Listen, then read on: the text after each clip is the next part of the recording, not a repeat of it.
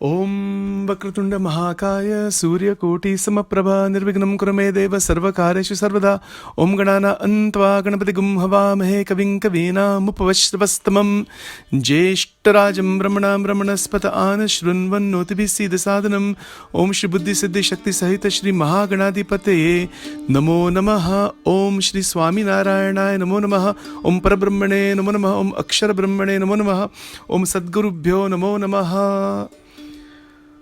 This is Sachin Karnik. We are continuing our exploration of Shree Vivekchudamani, written by Shree Adi Shankaracharya Ji. We are on verse number 4 now, so we will examine verse number 4 carefully, step by step. Before starting this exploration, I offer my prayers to the Supreme Being, to the Supreme Lord Parabrahma, Bhagwan Swaminarayan, Bhagwan Sri Krishna, Bhagwan Ram, all the incarnations of God, all the great sages that have come before, that are present now and that are yet to come. My humble prostrations to them all. And with that prayer, we shall continue. So in verse number 4, I will speak the translation first. The translation into English is as follows. Is there a man who, having somehow obtained this rare human birth, together with masculine temperament and also a complete knowledge of the scriptures, is foolish enough not to strive hard for self-realization? One verily commits suicide clinging to things unreal. So again, Shankaracharya Ji is emphasizing the rarity of the human birth. We talked about this before last time, that this human birth is extremely rare, durlabham, and that it should not be wasted. There are many desires in human life. Those desires are of various different types. That's why we have the 4 purusharthas: dharma, artha, kama, moksha.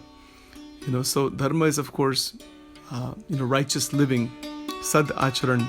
In Shikshapatri, Bhagwan Swaminarayan has explained the definition of dharma as dharma gneo sadacharaha Shruti Smriti Prapaditan.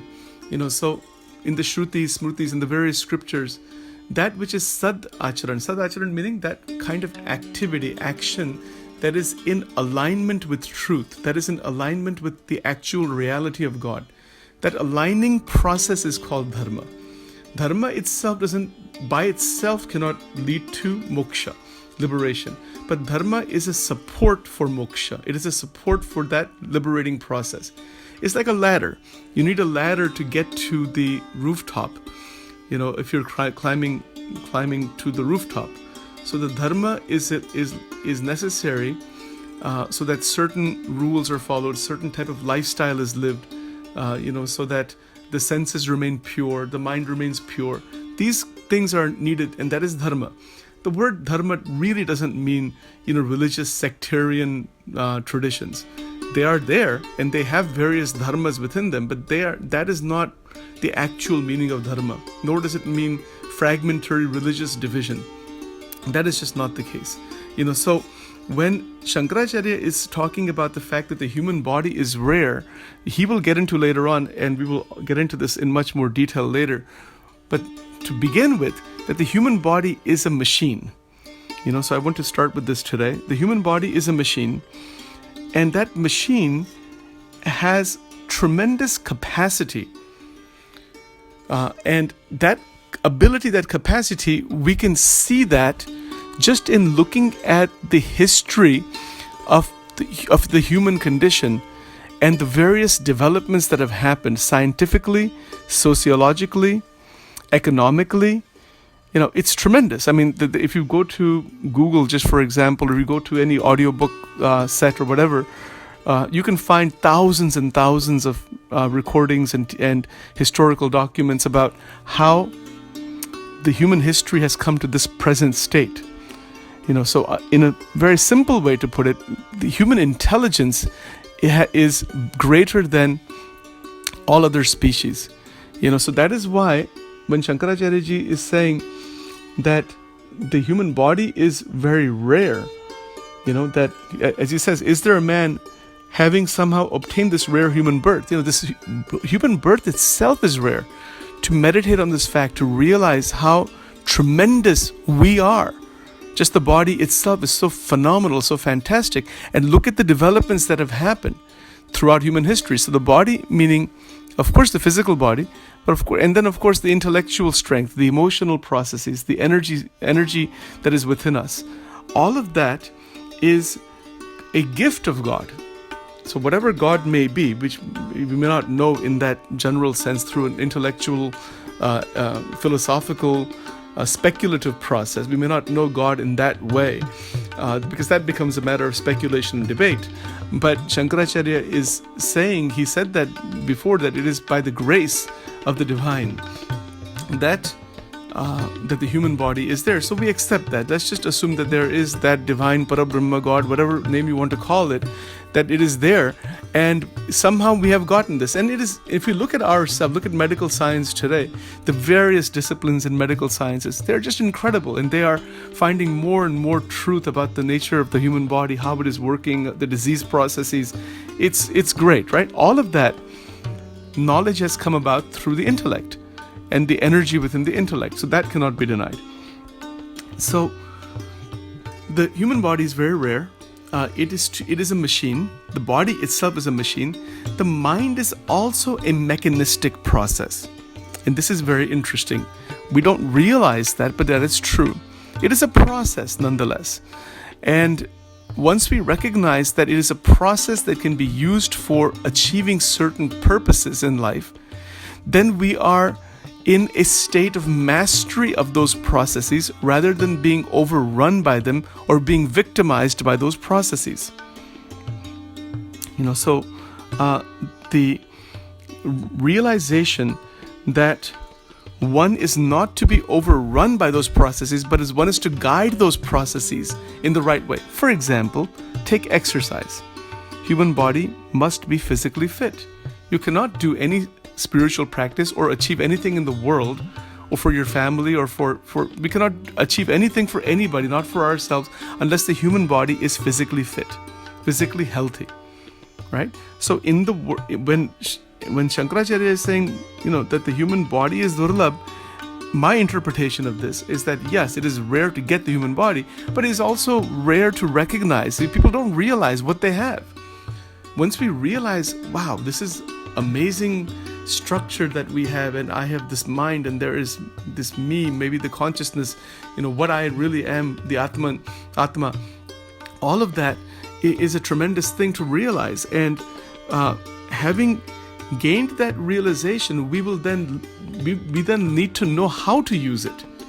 See, if you have a complex computer, like a very, very intricate computer, and somebody uses it just for addition, subtraction, multiplication, and division, is that the only use of that computer? Well, obviously not. It can do hundreds of thousands of processes, run multiple programs, connect through the internet, and gain all kinds of information. It has nearly unlimited capacity. That's just tremendous capacity. But somebody has bought like a $10,000 master computer and is using it only for addition, subtraction, multiplication, division. Yes, of course it can do that. A person can open up the calculator program and knows only how to use that program and uses it only as a calculator, and only for these 4 mathematical functions. Is that the full use of the computer? No, obviously not. Similarly, most human beings are using their body for the following: Kama, Krodha, Lobha, Moha, Asha, Trishna, Irsha, Ahankar, Raga, Dvesha. These are all Sanskrit terms, or the same terms in other languages. They're using it in a very limited way, just to satisfy certain desires, to run after money, to run after sex, to run after position, power, to cause divisive thinking, and that is all. And then whatever limited happiness somebody gets from any of that limited happiness is seen to be its ultimate function. That the body and the pleasures within the body, the experiences of the mind in this limited way, are seem to be the only thing that the human body can do. That's it.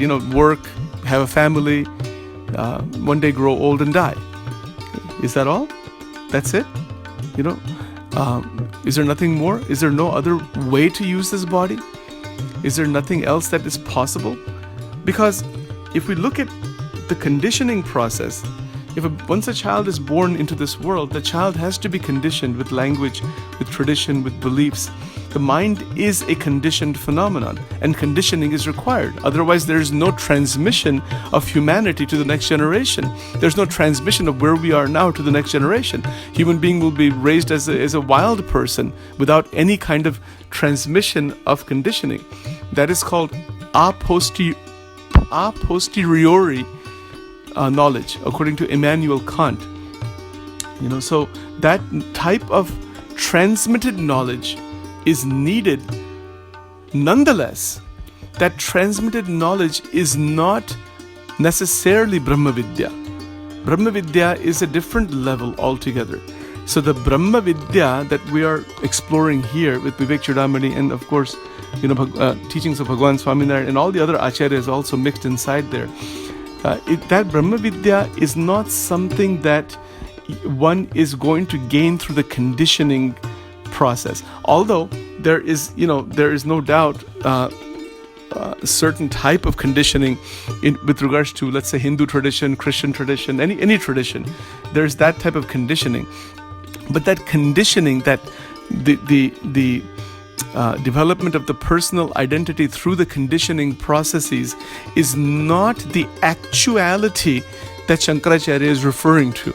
Doesn't matter, one may be conditioned with all kinds of knowledge of the scriptures even, as well as teachings of various sages and highly spiritual ideas. All of that is still a mental process. That has a purpose. But the fact is that conditioning is required, because I don't want to go too fast here. The conditioning is required for the realization of that reality that is beyond the conditioning. Without conditioning, how does one go beyond conditioning? You can't. It's not possible.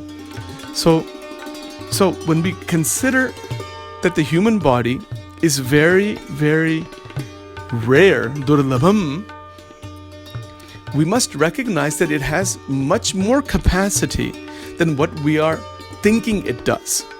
Because we're satisfied with food, we're satisfied with sex and money and pleasures and family life, and that's necessary, no doubt. There's no doubt that those things are important.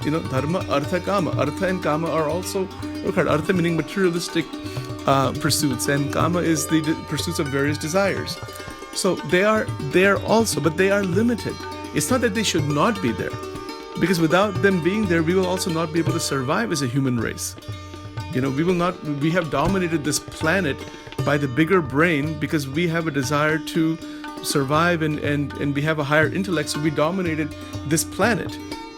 And all the other species are subordinate to us because of our higher intellectual power. That's the way it is. And if it wasn't that way, we would be still running after big animals, and we would be in the jungles, and we would just be another animal. So there is definitely a great possibility in the human intellect. So where we have dominated the world, but that domination is still animalistic if we are doing it in a destructive way, which is what humanity has done. The destruction of the rainforest, the destruction of other species, the lack of recognition of the integration of all life, for one's own greed and wealth and position, one country dominating another, one group dominating another. All of that is still the animal in us, and even less than animal. Animals also don't kill each other of the same species usually. There might be some that do, but as far as I know, most of them don't do so. Human beings are very intent on hurting each other, physically, mentally, verbally, through weapons, you just name it. So in one sense, the human being is less than animals. In most human beings are probably in that category, not even at the animal level, because they're intent on hurting each other. We hurt each other constantly in family life, in social life, in setting up comparisons where one is greater than another. We are the cause of our own entrapment as a human race, and we don't recognize that. We don't, because we are conditioned with that.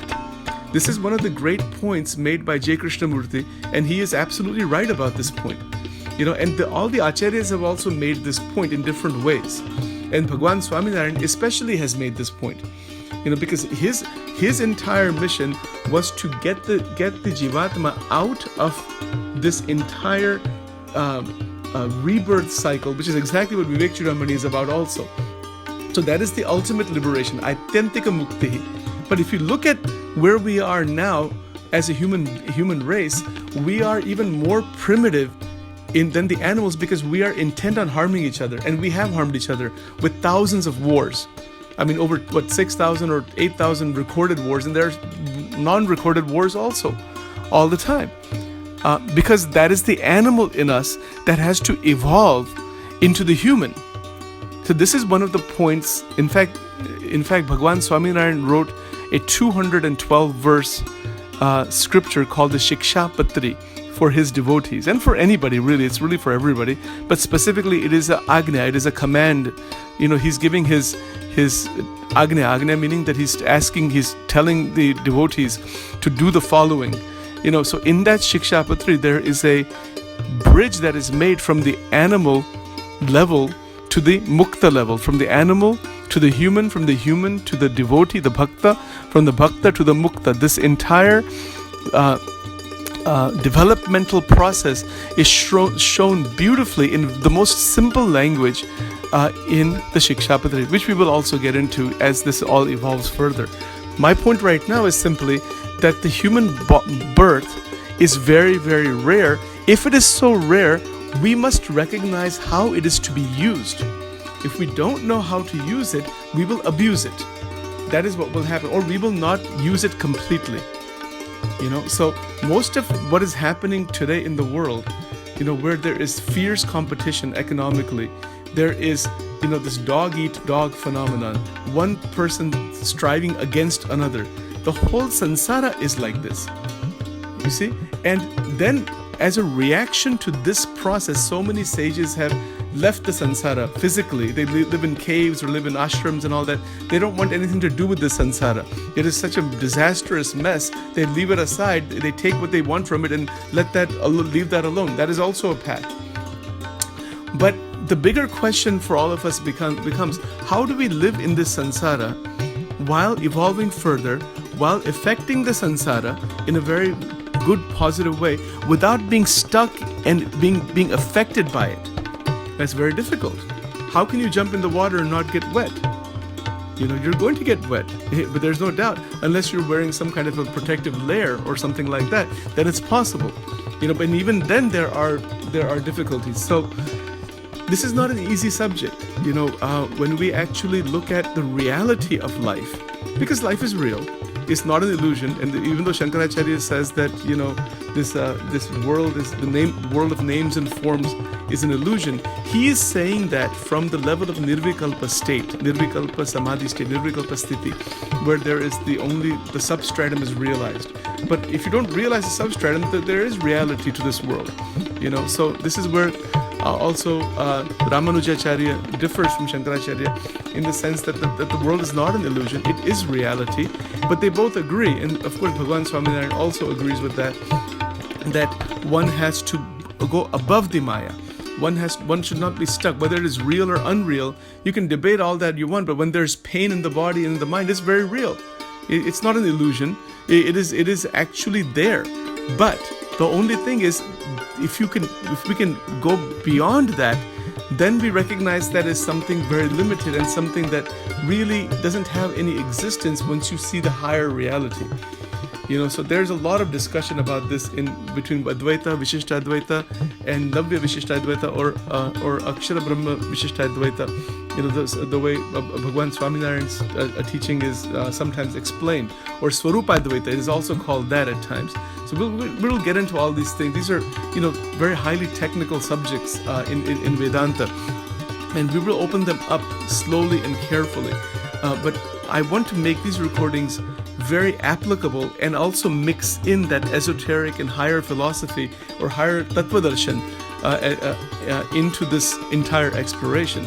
So the fact is, when when we recognize that the human body is durlabh, that it should not be, the time should not be wasted. That's another thing.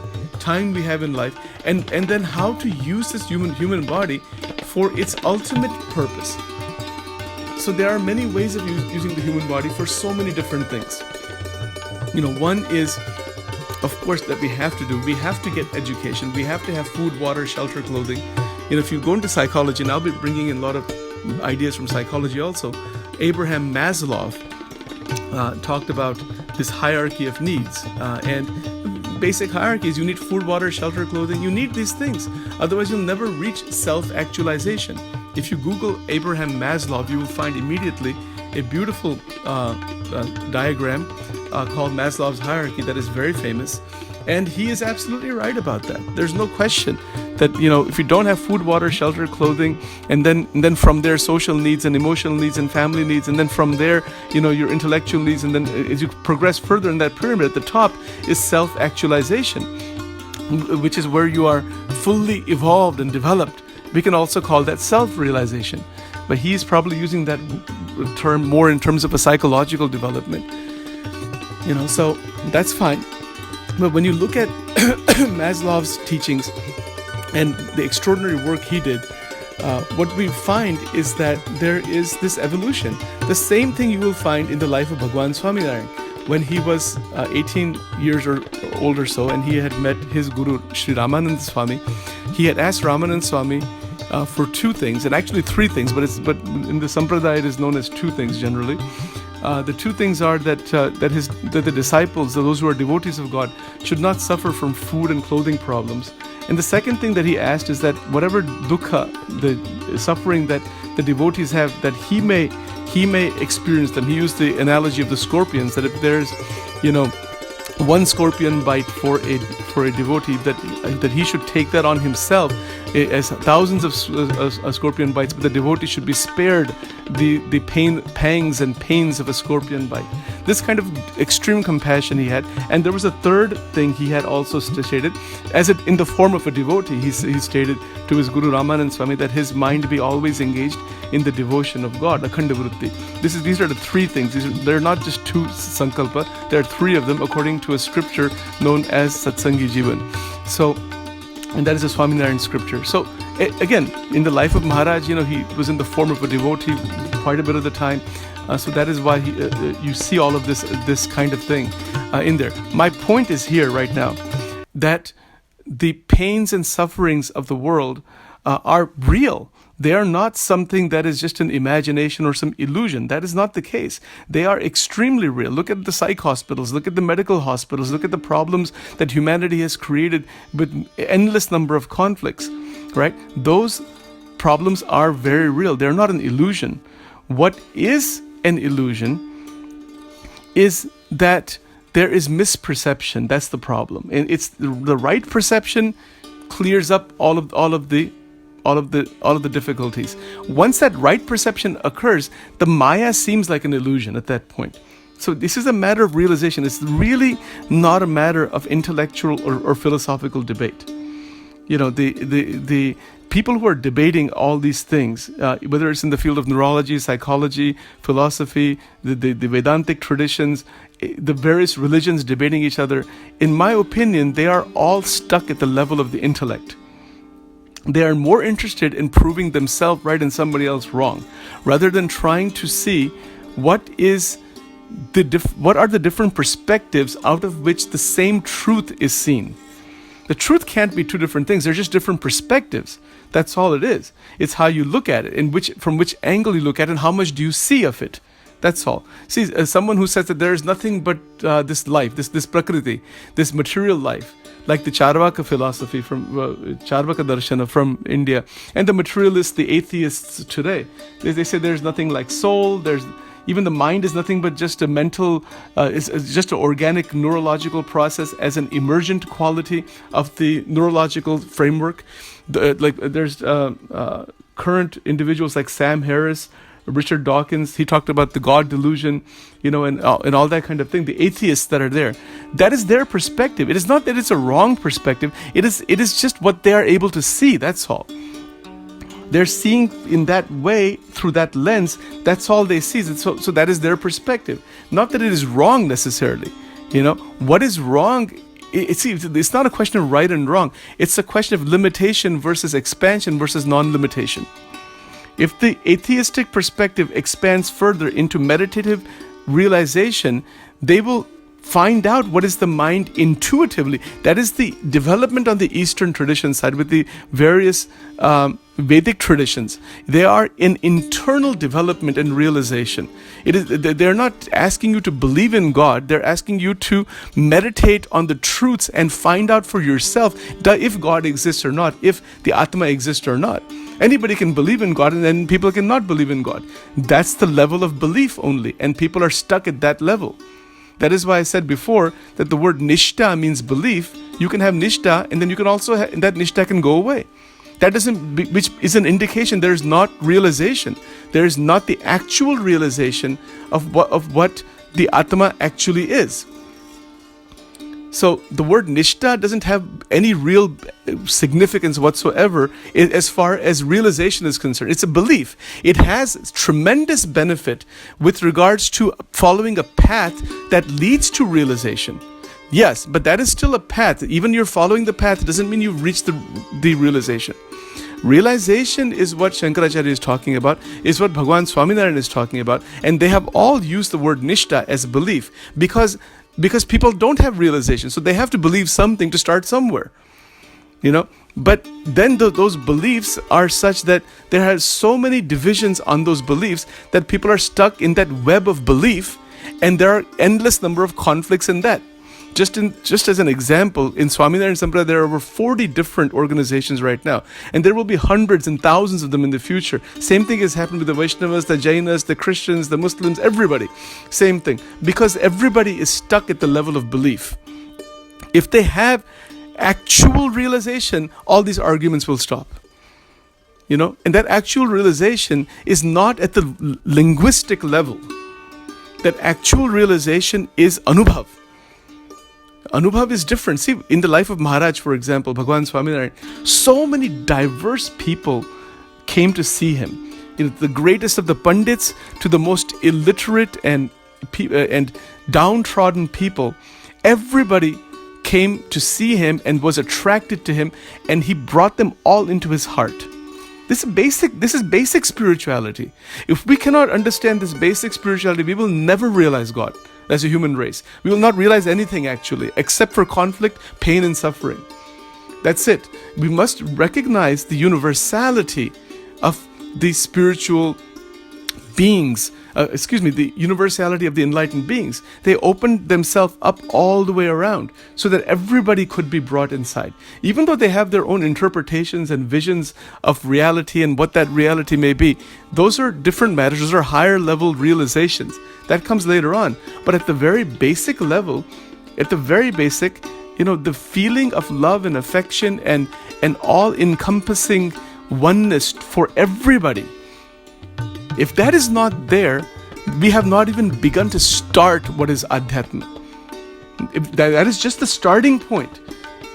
And if that starting point is not there, everything else is an illusion after that. That's where the word illusion, I would apply that at that point. It's the illusion of spiritual progress. It is not spiritual progress whatsoever. These are big zeros. They're not, some of them are small, some of them are 1 mile long zeros. Well, some of them are 1,000 mile long zeros because the foundation is not there. In Swaminarayan Sampradaya, that is called Ekudo, the one, and then all the zeros after that. And Bhagwan Swaminarayan explained that as Parabrahma, the oneness, that one is everything. That one without a second, Ekameva Dvitiyam Brahma, that one without a second is everything. And that one without a second is the Bhagwan Purushottam Narayana, according to Swaminarayan Bhagwan, which is himself as he revealed it. And then according to Shankaracharya, that is the Akshara Brahma, the one without a second. There are different languages being used, but they're, and they're, from a Tattvic point of view, there's a difference there also. But the fact is that unless we see the one in all and all in one, we cannot see anything. It's a blindness. We are asleep. Ya Nisha Sarva Bhutanam. So Bhagavad Gita also talks about this. So the foundation has to be set. And that foundation begins by recognizing that as human beings, we must first of all recognize our unity as human race. And in that unity, we have phenomenal diversity that we can respect. This is one of the basic tenets of the Sanatana Dharma, Vasudeva Kutumbakam. We give a lot of lip service to it. Everybody talks about this. But to actually live that, to be in that, is the starting point. And is that difficult? Of course not. It is not difficult at all. Go anywhere in this world and just see that all these people around you, whether you're at the mall or at the temple or at a church or at a mosque or wherever you are, or you are at, it could be anywhere in this world. But if the feeling is there that everybody is mine, and I am with everybody, that is the Akshara Brahma consciousness. That is Brahma Sthiti. That is Brahma consciousness. We can start with that. We don't have to, go through incredible number of fragmentary and hyper-focused sadhanas to realize this thing. That is not the case.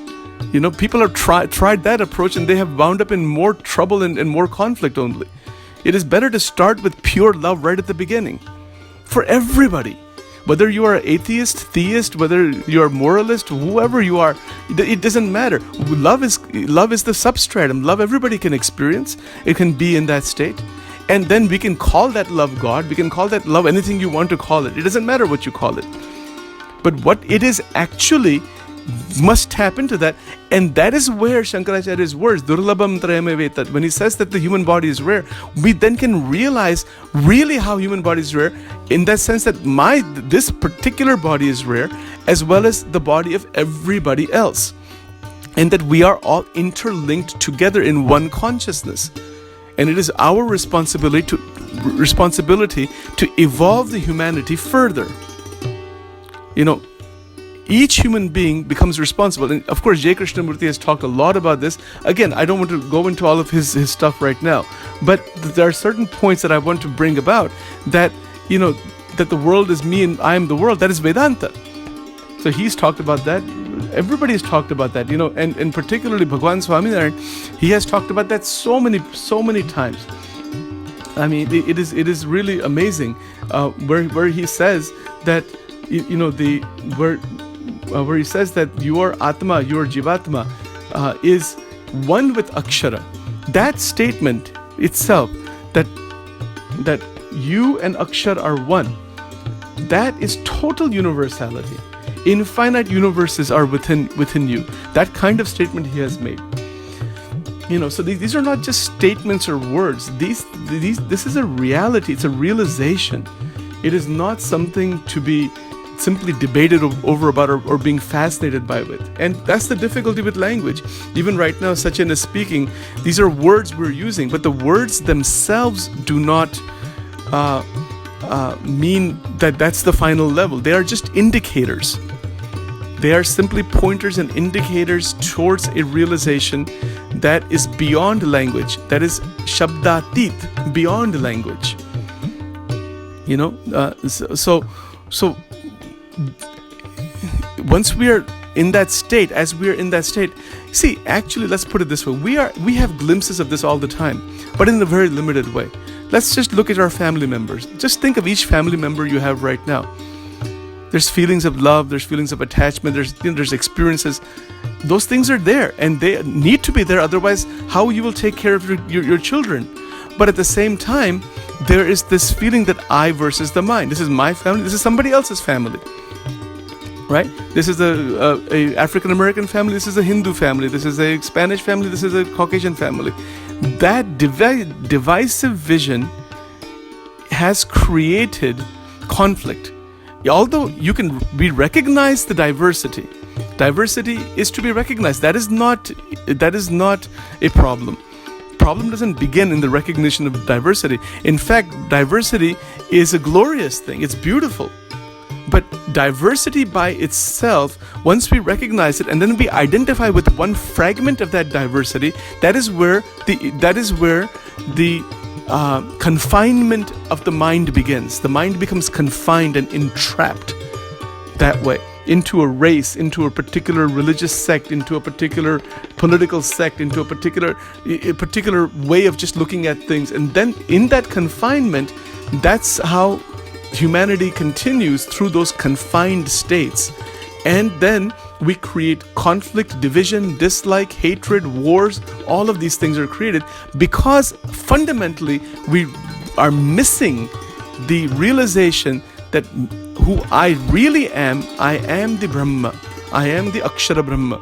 That realization is missing, all problems are there. Vivekchudamani means just that. What does the word Viveka mean? Viveka means to recognize the diversity, but not to be stuck in the diversity in a fragmentary, harmful way, and to see the underlying unity and to identify with the underlying unity as the me, as who I really am. Then what do we have? We have human beings that are evolved as muktas, as freed, liberated beings who become a light to millions of people and to all of creation. That is the beauty of this. So there's so much that really can be said without any end. I mean, it can just go on and on. But again, looking at verse number 4, going back to that, because that is what we're going further into. I'm just expounding upon this first part of verse number 4, where Shree Shankaracharya says, is there a man who somehow obtained this rare human birth? Is foolish enough to not strive for realization. I mean, that foolishness is what? What is that foolishness? That is mudhadhihi. You see, mudhadhihi means he's not using his intelligence. Mudha. We have intelligence, we have buddhi, and why not utilize it for development all the way around? So if we can do that, there is great possibility here. I want to go much more into this verse as in the subsequent recordings.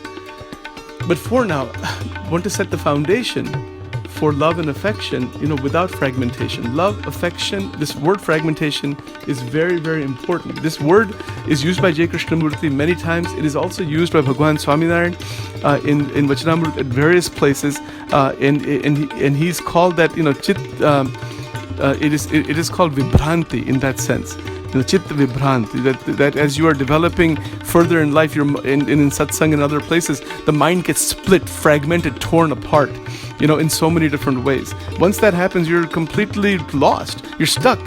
Then you cannot progress in any direction. Then, and that fragmentation effect remains, and then that fragmentation effect causes further entrapment into Maya. So there's a lot in this. The fact is, in today's exploration, to summarize, the only point that I was trying to make here, that is being made here, is that the human body is extremely rare. It is extremely precious. We are one people. We must recognize that.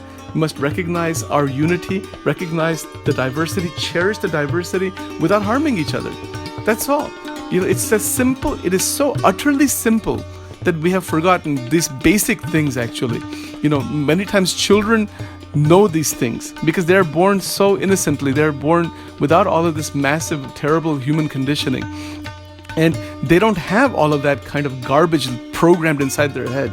But once you are able to recognize, once we are able to recognize that we must evolve out of the harmful conditioning, keep the necessary conditioning that is there, the knowledge and the development in various areas and various cultures, it's fantastic, no problem. That's the unity in diversity. There's diversity all the time. It's always going to be there. As long as we have a body, we have this mind, that diversity will be there. But the underlying unity is love. That is prema, that is love, that is ananda, that is joy. That is consciousness. Different language, different words for the same thing. And that underlying unity, we cannot forget. If we forget the underlying unity, we will be lost. We are already lost as a human race. And we are bringing more children into this world, into that same harmful framework.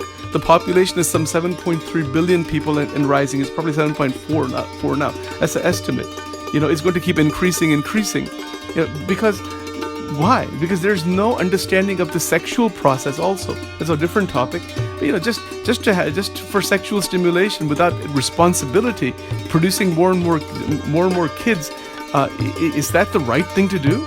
We must ask ourselves, before having a child, are you ready to have a child? What is the background required? What kind of life one should have? So many things are needed before bringing a life into this world also. So there are thousands of such things to look at. We will look at them all step by step as we move ahead in this process. I just ask for blessing from the Supreme Lord, Bhagwan Swaminarayan, and all the great acharyas, who have come into this world for the upliftment of the humanity. They have faced lots of difficulties in their own lives, and difficulties are there. I just want to say one more thing here before ending this recording today, that according to the theory of reincarnation, some people are born as human beings for the first time. First time meaning after the whole cycles continues, they have got the human birth. And some, it is their last human birth, their near realization. Anybody who has a human body, if they obtain the knowledge of the world, as well as knowledge, the Brahma Vidya, through satsang, through spiritual contemplation, through scriptures, if they obtain that, and then if they strive for realization, and they do it in such a natural way for liberation, if that's very clear, then that liberation will happen. That is called mumukshutva. We talked about that last time also. So these points are all here in summary as of today, and we will see how this evolution happens. It is for each person to walk their own path ahead towards higher consciousness. So these recordings are made in an attempt to try to pull the multiple different teachings and ideas together into a synthetical understanding for further growth and development that is not simply intellectualization, but actual realization of that which all the words refer to. With that, I offer my prayer to all the great sages, to all the great devotees, to all the enlightened beings, and to the Supreme Lord, Supreme Akshara Brahma, Supreme Parabrahma that exists, and from that basis we will keep progressing as we move ahead. Jai Swaminarayan, Jai Shri Krishna, Jai Shri Ram, Om Namah Shivaya.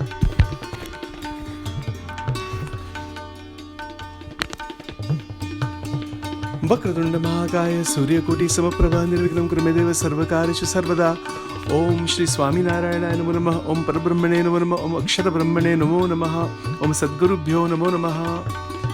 This is Sachin Karnik. We are continuing our exploration and examination together of verse number 4 of Shree Vivekchudamani, written by Sri Adi Shankaracharya Ji.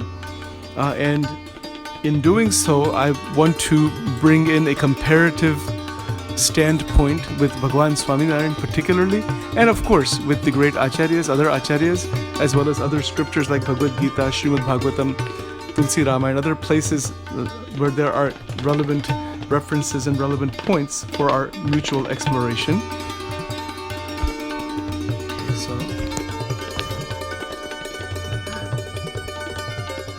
Okay, so in continuing with the verse number 4, we talked about the importance of the human body last time, and much more can be said about that. There's really this endless amount of information about the human body and the glory of it, which medical science and other related fields have talked about through scientific exploration, examination, and modification. Today, if you look at scientific advancement today, there is so much development on all sides, so many subfields just in the medical sciences about the human body. But the fact is, as we said last time, just to quickly recap, that the body is durlabham. It is something rare. And to believe that, to recognize that, to see that, not just believe, but to see it. We can see it with our own 2 eyes. Look at the diversity outside. Look at how many species there are. The Indian scriptures, Hindu scriptures talk about 84 lakh, 8.4 million species. But there are probably more than that also. That is just a number that they have pulled out somehow. Somebody calculated that at some point. The number, and even science is discovering new species in the oceans all the time. So the number of life forms is just endless. It just goes on and on and on. And there's this rarity, there's this sense that this human body is extraordinary, it is rare, it has phenomenal power and capacity, which is what we want to get into next. So the verse, I want to read the whole verse again in English, and then we will break it up and go to the next part of it. So Shankaracharya ji says in verse number 4, is there a man having somehow obtained this rare human birth, together with masculine temperament and also a complete knowledge of the scriptures, is foolish enough not to strive hard for self-realization? One verily commits suicide clinging to things unreal. So this is what we are examining together. Please remember, this is not a lecture, nor is it an attempt to convince anybody of anything. It is just my own thinking, my own exposition, really for my own benefit. And if others are helped by it or they gain something out of it, it is well and good, grace of God, no problem. All right, so I'm just expressing myself here in this way. So the next point is the word punsatvam. So the actual, the word by word line is actually labdva kathanchit narajanma durlabham tatra api punsatvam. So we'll work on this, we'll look at this together here today. So one who has gotten this human body, remember narajanma, in some sense it really just means male body. So their literal translation would be male body, but we will universalize that for male and female, because either one can get liberation. It doesn't have to be just male body, it can be anybody. So having said that, this word punsatvam, meaning masculine temperament, why is he saying masculine temperament and not feminine temperament? Because there is a type of energy in masculine temperament which already has, in its real sense, the inherent female energy within it. So this is my interpretation. Okay, if you disagree with it, I'd like to hear from you. But this is what I see in this, that the word punsatvam refers to masculinity, meaning that the combination of femininity and masculinity emerging as one potent power within the psycho-spiritual system of the human being. That is my interpretation and elaboration on the word punsatvam. The literal translation is just masculine temperament. Okay, that's the literal. But we want to try to understand this in a much broader way rather than just taking things just literally. For various reasons, Shankaracharya ji may have used this language like this, probably because at that time, there's a male-dominated society. Even today it is like that in much of India. But it's changing. So this is not about male is dominant more than female. That's not what this is about. This is referring to the fact that there is an integration of male and female power within oneself. Think about the feminine qualities and the masculine qualities. Aggression, strength, the fierceness that exists. That is a masculine quality. The softness, the compassion and love and affection and those kinds of qualities are more feminine in nature. So the feminine and the masculine must be present together. If they are present together, then in that sense, one is able to utilize the body correctly, clearly. Otherwise, there is definitely a great deal of split between the male and the female. See, for a married person in our Sanatan Hindu tradition, we use the word, we say that the Nari is the Ardhangani of the Purusha, the half body of the Purusha. The male is the Purusha, the female is the Nari. Nari meaning the female. So she is the half of the body. Why is that? Because that is the internal oneness and connection. The same concept is illustrated by the form of Bhagwan Shiv as Ardhanareshwara. Ardhanareshwara is half Shakti, half Shiva combined all together in one form. So that is that integrated state.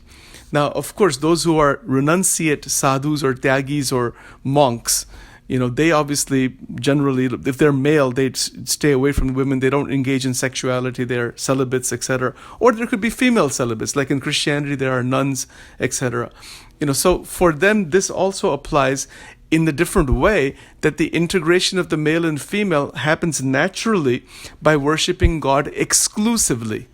See, so that is called exclusive upasana. It is a upasana that Bhagwan Swaminarayan talks about as in Gujarati he has written Be Charani Upasana. That is the exclusive worship of God. As soon as that happens in any tradition, doesn't matter, Muslim, Hindu, Christian, any form, any tradition, if that exclusive worship happens, the first thing that will happen is that the integration of male and female energies will happen naturally, and that is Punsattvam. This is my interpretation of this word. Maybe Shankaracharya means something different. It could be. We have to look at various commentaries. But the fact is that when Bhagwan Swaminarayan says that to worship the 2 feet of the Lord and not to be distracted in any other place, in any other way, then automatically in natural the progression of one's sadhana, spiritual practices, there is going to be this integration within, and a realization, of course, that the human body has this capacity for this masculine temperament, for this great energy that is within the masculine temperament. So this is the point. And again, if we misuse the energy, it will be harmful. If we integrate it and use it properly, then we will progress further, which is what the further verses are going to talk about. So the next point here is Shruti Paradarshanam. Very interesting. It means complete knowledge of the scriptures. Now just imagine such an individual who has, gained a human birth, who has, had this good integration and has got this good energy level within, not fully realized, of course, and is also well knowledgeable about these scriptures. Shruti Paradarshanam. Shruti Paradarshanam is where the individual is able to see the ins and outs of the various scriptures. Now take any sampradaya, just like if you take Swaminarayan Sampradaya, there are many devotees and sages and saints and so many people who know quite a bit about the scriptures, the Swaminarayan scriptures, other scriptures also. Same thing is true in the various Vaishnava Sampradayas. Same thing is true in the various Christian denominations. There are people who are just outstanding in terms of their exposition of verses of the Bible. They know the Bible backwards and forward. They can take one word or one line and speak for 10 hours. There are people like that. That is all intended here.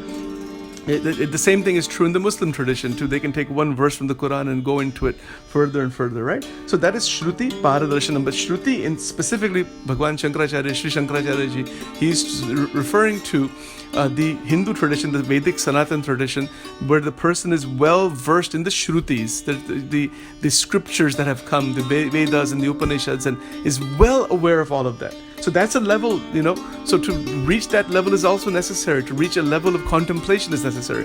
Not that one is going to know everything about everything, but it's something to begin. Now, I'm going to give some examples here.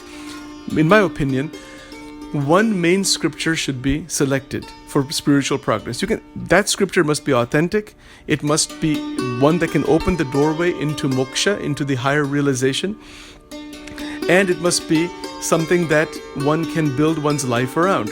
There are many such scriptures, so in our Sanatan Hindu tradition, many people use the Bhagavad Gita, which is very common and very famous. 700 verses are there, and there are people who have built their life around that. There are many enlightened beings and sages and great orators and narrators in various organizations now and who have come before also that will take the Bhagavad Gita and make it a central scripture. Similarly, it is possible to make Valmiki Ramayana a central scripture, or Tulsi Ramayana, or in the Swaminarayan Sampradaya, the Vachanamrutam. So for me personally, I have made the Vachanamrutam as a central scripture, and then there are additional other ideas like Vivekchudamani and others that are all connected to that. So to select one scripture and to make it one central main focus, and around that build everything inside there. There are sages right now, and I will not give any names in this, but there are those who have used the Srimad Bhagavatam as the central scripture, or the Ramcharitmanas. There are many great expounders of these scriptures, right? But they have spent their life behind just one, and then connected everything inside that one. So in that sense, one can reach a state of Shruti Paradarshanam, because that is the glory of the scriptures of the world. You can take one and go into it. In the state of Maharashtra, there is something called Das Bodh. It's a very high level Vedantic scripture. and very profound on Vairagya and some other things. There's also Avadut Gita. So there are Advaita Vedanta scriptures at very great levels. On the Vishishtadvaita side, there is the Shree Bhasyam of Sri Ramanujacharya. That is there. And then, of course, there's the Vallabhacharya's Bhashyam and Madhavacharya. All the great acharyas have given their Bhashyam. Bhagwan Swaminarayan's Vachanamrut is really a combination of all of these things. He's put it all together inside this Vachanamrut, 262 days of dialogues or of teachings with his disciples and Paramahansas, etc. So it is possible to reach this state of knowing the scriptures very well. It's a great thing. But guess what happens? What is Shankaracharya saying after this? He says here, in the next part, he says, Yaha tu atma mukto na yatet mudadhihi. That means that for self-realization, if one does not strive, even after knowing all of these scriptures and has obtained the human body and realized the greatness of it and the rarity of it, then what is he doing? He says, Saha hi atmaha svam vinihanti asatgrahat. That he is committing suicide, literally. Atmaha swam. So Atmaha means committing suicide and swam means himself. One who does not strive for self-realization, to realize what one actually is.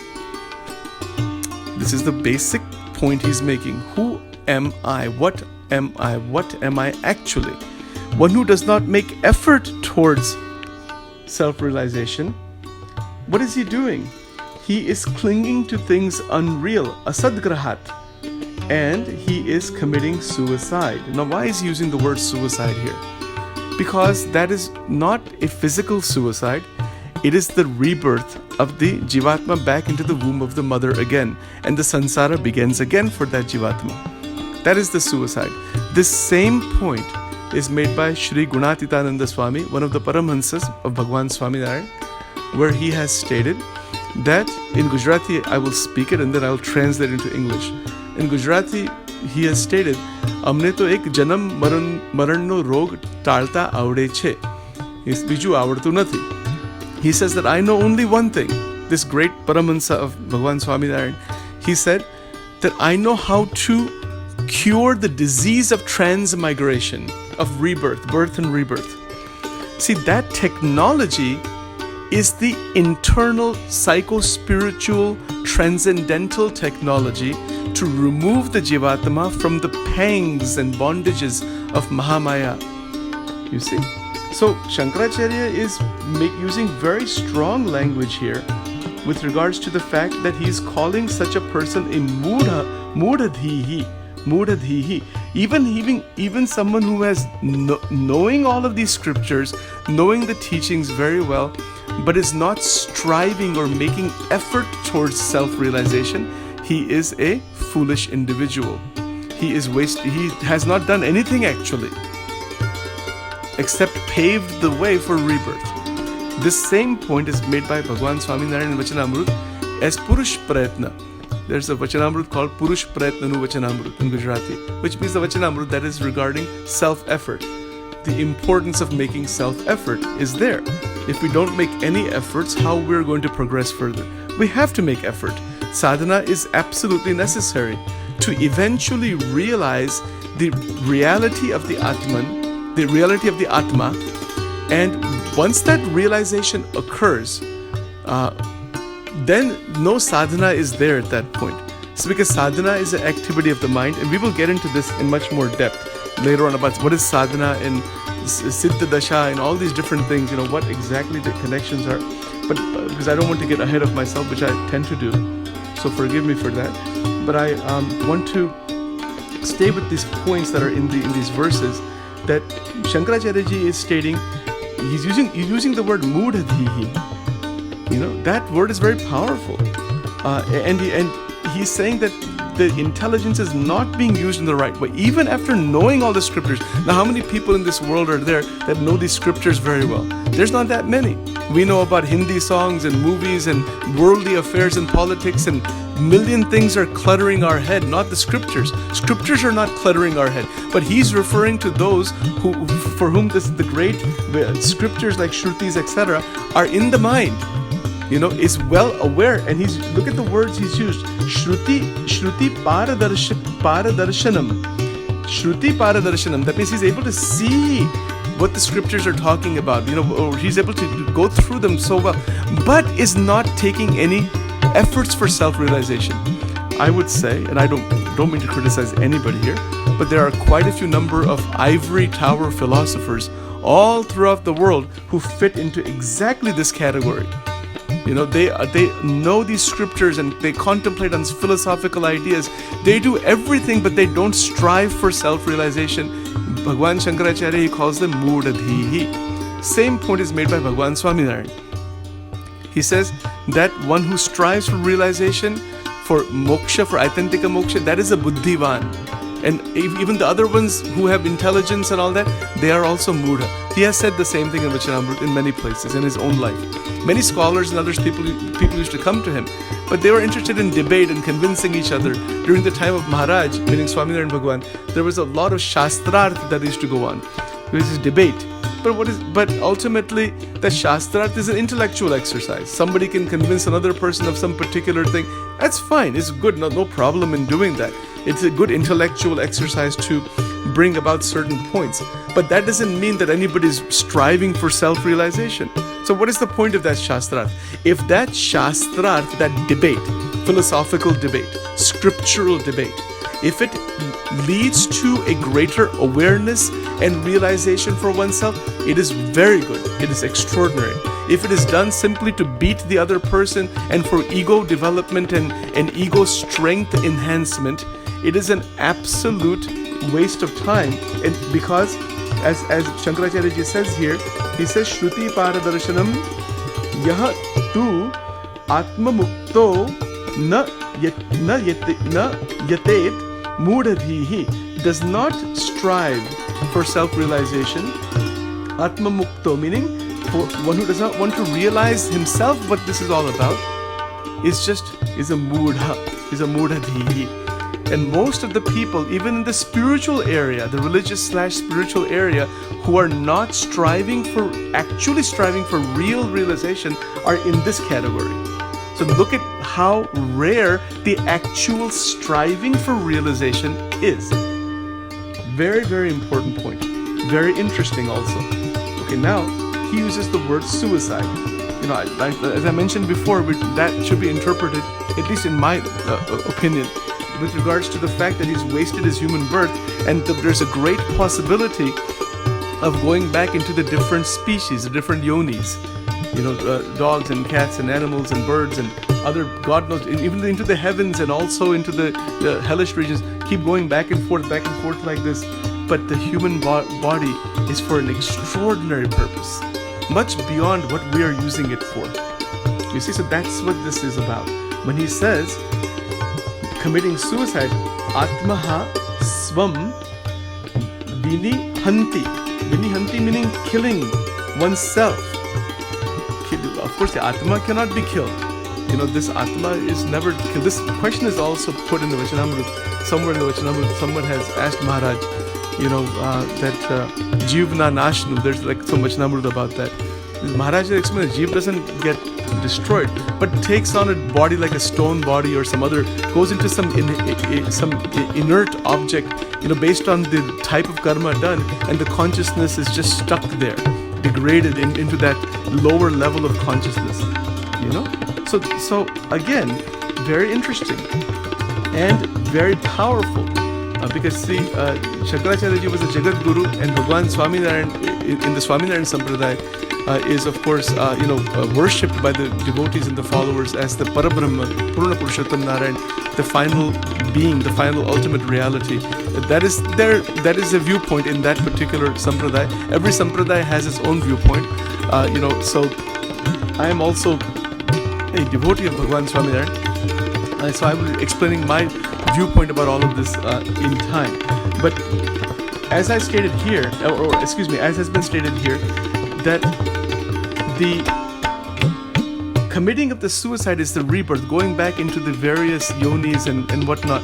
That is a serious problem. We don't see this problem. We don't even realize it as a problem. So then how can anybody even come out of it? That is why the Mahapurushas are required to bring this knowledge out. And they are also rare. The truly enlightened sages that are bringing this higher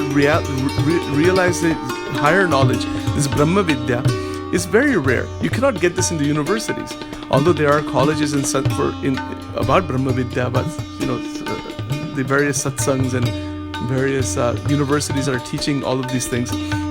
But the actual Brahma Vidya is the striving for realization in the right, with the right direction, with one approach, with one particular scripture, with particular sampradaya, guru parampara, etc. All of that sets the foundation and creates a development from within. And if one does not do that, if there is no striving, then the person is doing what? If they're not striving for realization, what are they doing? Very simple and very clear to understand. The last word in this particular verse, Shankaracharya ji uses the word asadgrahat. He says that they're clinging to things unreal. This is his big point. His main point that runs through the whole Vivekchudamani is that this Maya is unreal. It has no reality whatsoever. And then to cling to that which is unreal is the worst mistake anybody can make. So let's go into this. I want to explain this in more depth here. See if we can get into it a little bit carefully. Okay, to examine this word more carefully, let's use the analogy of the deer running towards the mirage. There are many analogies used in Vedanta. This is one of them. And I'm going to try to explain this analogy from the Advaita point of view and from the Vishishtadvaita point of view and from the Dvaita point of view. All 3 points of view, and see what comes out of it. So first of all, there are deer in a forest. Alright? That's very clear. Let's say there's 5 deer that are in the forest. And they are very thirsty. And it's a dry forest. It's a desert. Excuse me. There are 5 deer in a desert, not a forest. And they are very thirsty. And about a mile away they see this reflection that looks like water. Mrugjar it is called. We are all familiar with this phenomenon. We see it on the roads all the time. We have seen it in nature also, many, many times. So this analogy is used in the scriptures many times to illustrate great truths, and see where we go with this. So there are deer, 5 of them, seeing this mirage. They are thirsty. Their thirst is real. Nobody can deny that thirst. Right? That thirst is real. What they're seeing looks like water. They're definitely seeing something which has a certain reality. It has a certain reality. If they didn't see it at all, they wouldn't have any reality to it. So there is a reality there.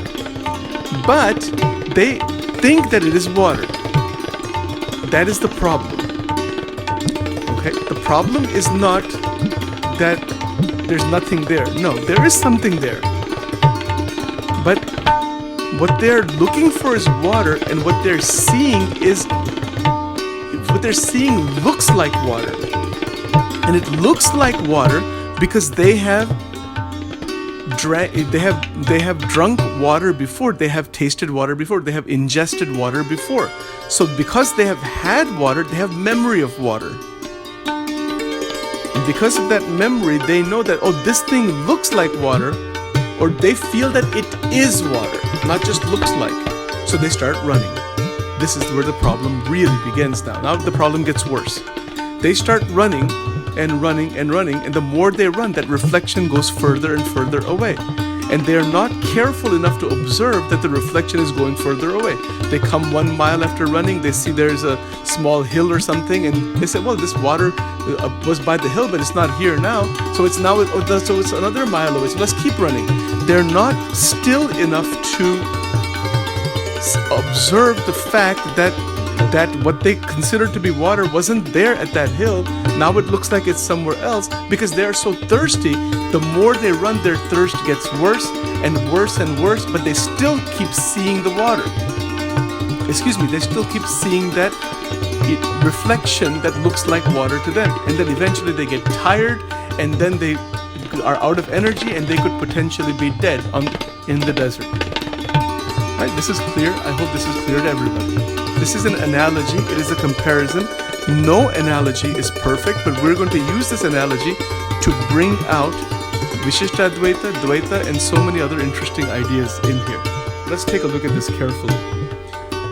So, who are the deer? The deer are us, human beings. Okay, we are the deer. We are thirsty. Thirsty for what? We are thirsty for ananda. We want constant, uninterrupted joy. That is what we want. Everybody can agree to that. And each person will look at that in a different way or answer that question differently. Some people it's money or sexual pleasure or positions or family life or research or it varies. It varies from person to person to person, whatever it might be. So each person is looking for constant ananda that will quench the thirst. The thirst is there, but this thirst is not just a physical thirst in the human being. It is a thirst for constant happiness, unending, continuous happiness. Okay? It is that kind of thirst. So human beings see this world. We see the body. First of all, we see our own body because we're seeing the body. Through the body, we see the mind. Through the body, we see the outside world. And there are attractions in the outside world. Those attractions and repulsions are functions of the mind. So the mind is functioning in an attractive response or a repulsive response, or some kind of response is happening. And each human being is running after those things that it finds satisfying and pleasurable. Of course, food, water, shelter, these things are needed. And then the experience of pleasure is there. This is where this deer analogy breaks down. The deer don't actually experience anything by running towards that water except fatigue and being burned out of energy. They don't get any experience. The analogy is imperfect in the sense that human beings, if they put sugar in their mouth, there is an experience of sweetness. Right? If somebody has sex, there is an experience of orgasm, usually. Not always, but many times there is. If someone earns money working somewhere, there's a feeling of satisfaction. I earned money. If someone gets an award of some kind, there's like an ego satisfaction. Wow, this is nice. It feels good. So there are experiences provided by the external world through the senses into the mind, where there is anubhav, there is experience. Experience in the sense that it's there. It's not simply just running after a mirage. There's an actual experience. It cannot be denied. It's there. Okay. Now, let's look at the nature of that experience. But before we do so, see the difference where the analogy breaks apart. The deer are not getting anything by running further, but they still feel that there is something there. That feeling that there is something there is similar to the feeling that the human being has of continuing to pursue the experience of pleasure further and further. In that sense, the analogy has some similarity, but there's no experience that the deer have. The human being actually has an experience of the Vishayas. There's an actual experience there, no question. You watch, for example, a 1 hour or 2 hour movie, there's an experience there. You can't deny it. It's there. It's not an illusion. It's actually, there's an experience that is there. So this is where there's a difference between Shankaracharya and the other acharyas. One of the key differences is that Shankaracharya says that the Maya is actually not there at all. So in that sense, there's no water there in that deer analogy. But there is a reflection there that cannot be denied. The mistake is made that it is water. That is called misapprehension. That is, in Advaita Vedanta, that is called misapprehension. Now, what is the difference on the Vishishtadvaita side? Well, the Vishishtadvaita side says that the Maya is real. Maya has reality to it. So, take the same analogy, that mirage has reality as a mirage, but once you go there, it doesn't have any reality. But from a distance, it has reality, and you cannot deny the fact that you see something. That cannot be denied. If Shankaracharya also denied that you're not even seeing Maya, if he denied that, then who would he be talking to? He would not even. You could not talk to anybody. The moment you talk to anybody about anything, even about Advaita, you are not in Advaita. You are in Dvaita. Advaita is not a subject of speech. All of the language used in Vivekchudamani is a pointer to a state of non-dual oneness with Akshara Brahma that is beyond language, as I indicated before.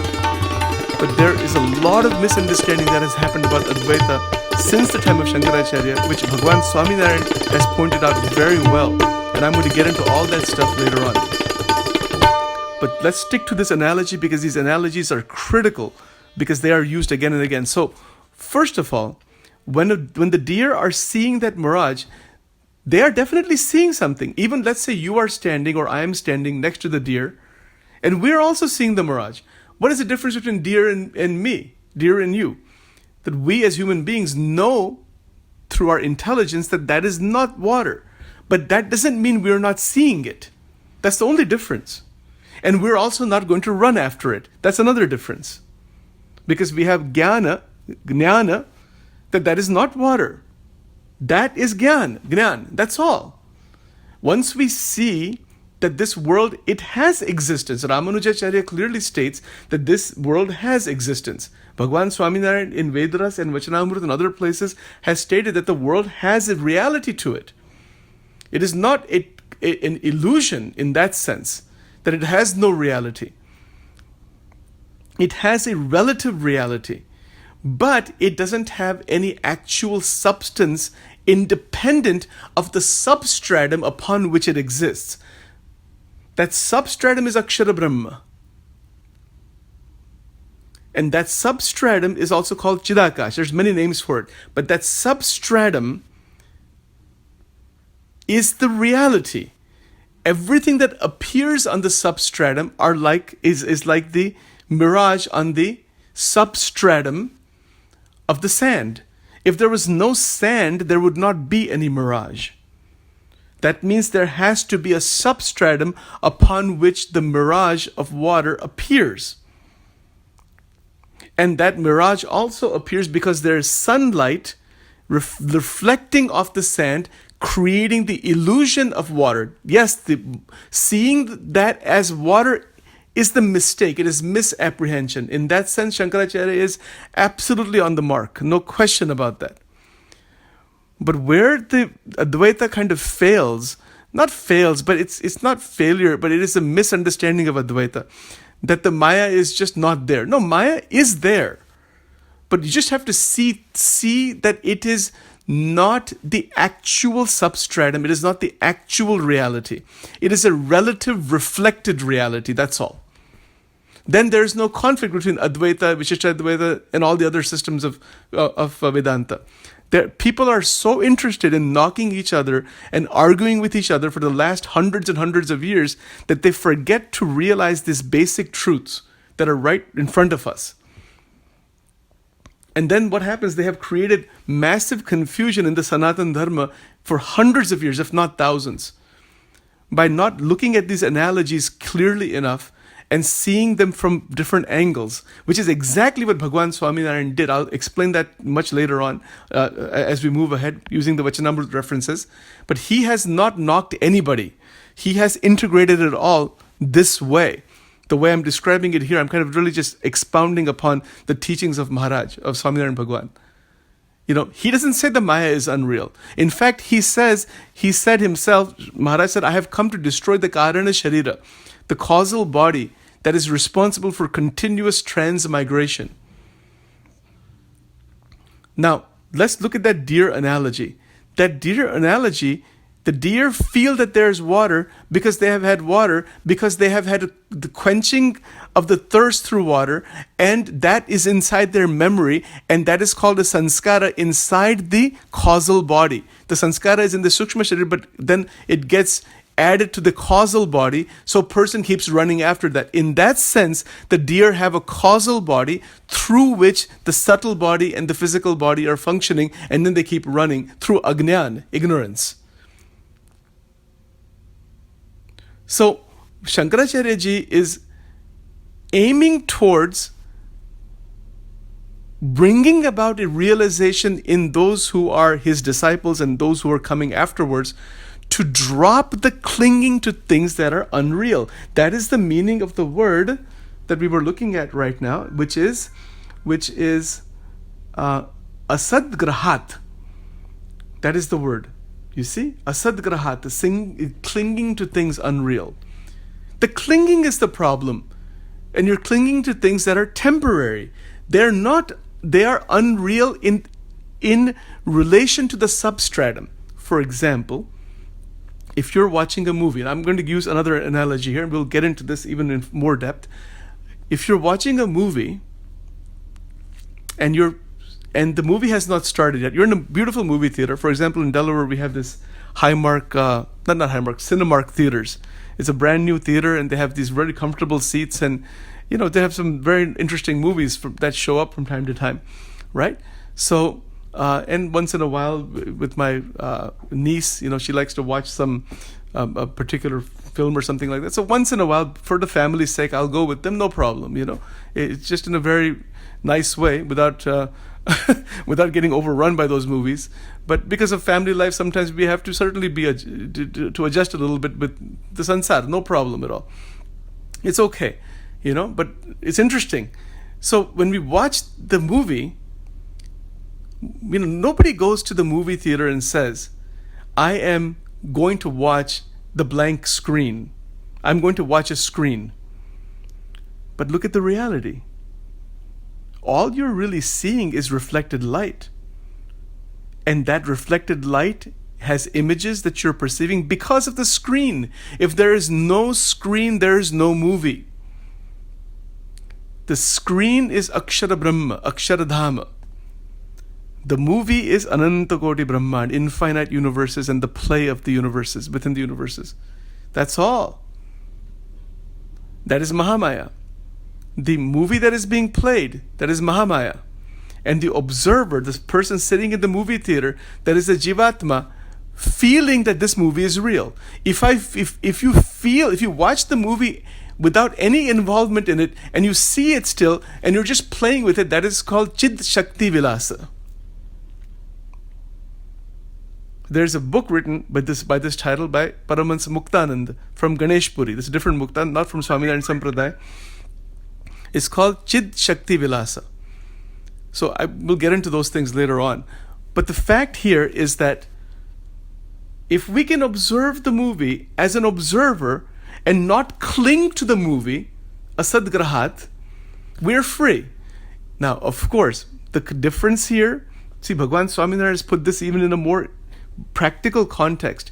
If, for example, if I go with my niece and I watch, I don't know, some PG-rated or PG-13 movie, if I go with her, that movie is going to be recorded inside my mind. So that is why I'm very careful what I go to watch with her, or with the family. Because I don't want 99% of the stuff that is out there, I don't want it in my mind at all. I would rather have the scriptures in my mind and other things rather than those images at all. And now the way these movies are constructed, there's so much stimulation that one will be totally lost. It is like one will be totally lost inside that total delusion and illusion. And all those images and forms will be stuck inside the head. That's the big problem. So Bhagwan Swaminarayan has talked about this in Garada Pratham number 18 Vachanamrutam. Vishaya Khandannu Vachanamrutam in Gujarati. He says that keep the senses pure. If you don't keep the senses clear and pure, the mind will always remain contaminated. And if the mind is contaminated, this Viveka that Shankaracharya ji is talking about between the Atma and the things unreal, that will never come about. Maharaj has said in Garada Pratham 18 Vachanamrut that you may know these scriptures, you may know so many things, but if you don't keep the mind pure, the mukti will never happen.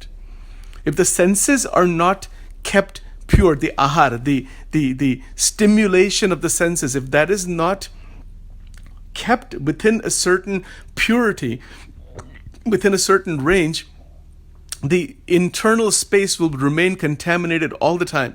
And there will be no possibility of mukti. That is exactly what Shankaracharya is saying by using the word asadgrahat. It's very, very powerful stuff. We really have to look at it. Now let's go back to this analogy we were talking about. I'm going to speak a little bit more here and then we will hit pause. So the deer analogy, if we take it further, the running towards the mirage is what?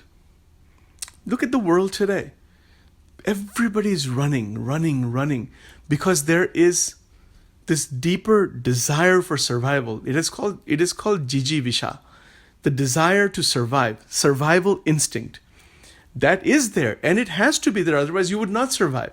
Because of that instinct, we are constantly grabbing things from the outside reality and accumulating them for security.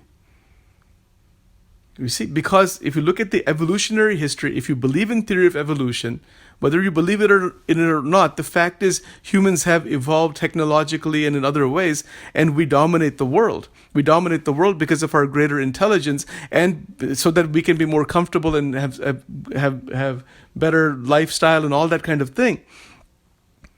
But that is there because of the higher intelligence, and from that greater brain capacity, we have dominated the whole world. So what happens is that we are constantly in a search for security because we are afraid of dying. First of all, that's the biggest fear. The fear is at the very root level is fear of death. So that fear is at the very base, at the very root. And from that fear, all the other fears come about. They're called phobias and so many psychological, technical terms are there. But it's from that fear of death, that I will not exist, the me. That is called jijivisha. You see?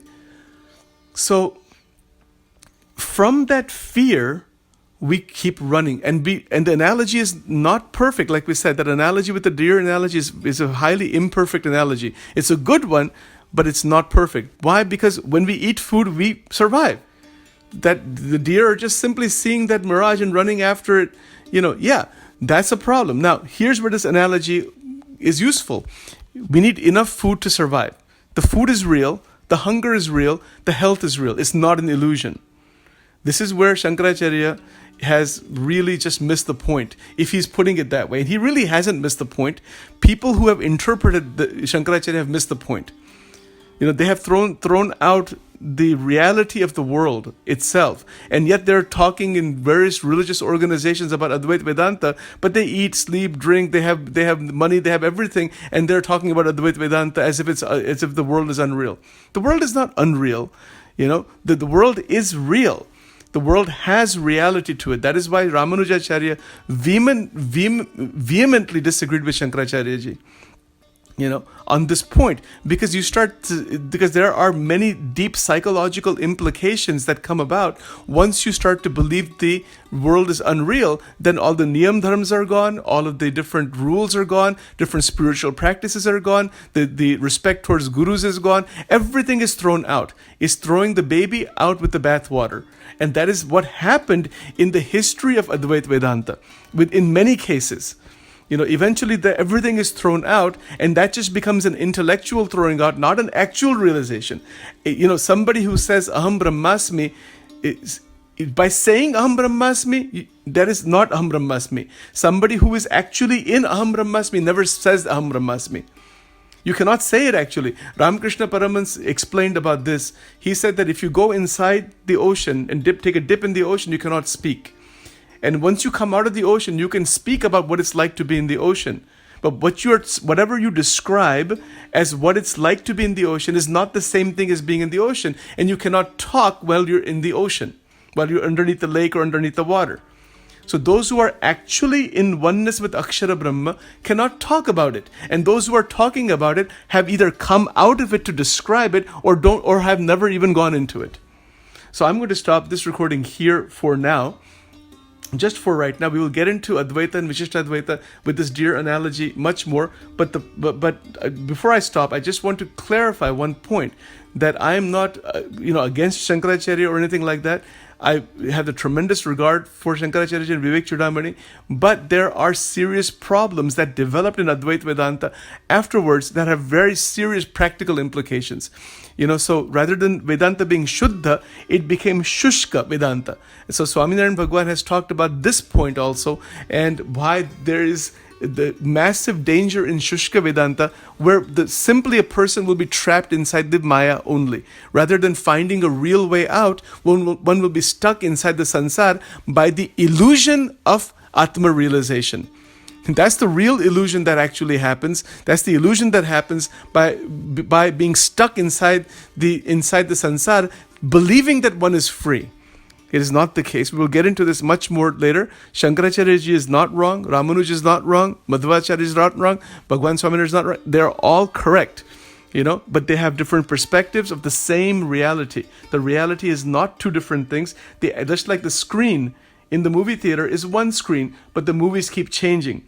Similarly, our consciousness is one. What shows up on that consciousness, which is Satchidananda, what shows up on the consciousness changes lifetime after lifetime, day after day, as Jagrat, Swapna, Shushupti, etc. So all of this we will get into. Again, many prayers to the great sages, to Maharaj, Swaminarayan Bhagwan, all the acharyas, and to all the great sages present today. Because my motivation in this is that I want to try to elucidate as clearly as possible the practical implications of Vedanta in the real sense, where it is going to be useful for daily life, for people who are living daily life, and not be stuck in ivory tower philosophical debates and some universities and Sanskrit scholars and all of that. The general public is untouched by Vivekchudamani. Nobody knows what is Vivekchudamani. But Vivekchudamani has within it the most incredible truths, the most phenomenal truths, and from that same knowledge is all embedded inside the Vachanamruta of Bhagwan Swaminarayan, that he spoke to villagers, unlearned people, uneducated people even at times. In the common small villages like Panchala and Loya and Karyani, and these are tiny little villages, and the most profound enlightened statements were made there. So we're going to get into all of that. And with that, we will continue our journey forward. Please give me your good wishes and blessings so that this can all move to the next level. Thank you very much.